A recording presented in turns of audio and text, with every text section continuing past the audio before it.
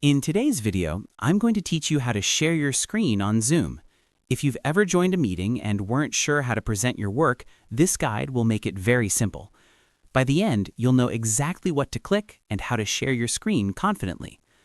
First, start by joining or creating your Zoom meeting. Once you're inside the meeting window, look at the bottom of your screen. You'll see a toolbar with several options. Find the button labeled Share Screen and click on it. If you don't see the toolbar, just move your mouse and it will appear.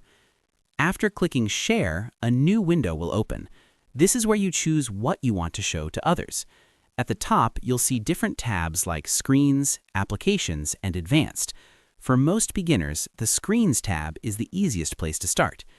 Here, you'll see options like Screen 1, Screen 2, or individual apps like your browser or documents. If you want to show everything on your computer, choose an entire screen. This is useful when switching between apps during a presentation. But remember, anything on that screen will be visible, so close anything private before sharing. If you only want to show one thing, like a PowerPoint or a browser tab, select a single application window. This keeps everything else hidden and helps you stay focused. On the same window, you'll also see layout options. These control how your video appears while sharing.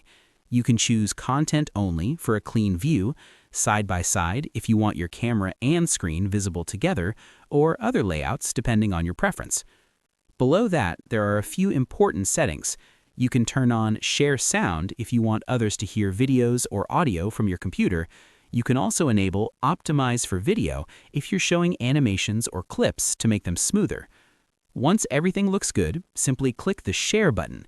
Now your screen is live and everyone in the meeting can see what you selected. And that's it. You've successfully learned how to share your screen on Zoom. It's a simple skill, but very powerful for meetings, classes, and presentations. Thanks for watching, and happy presenting.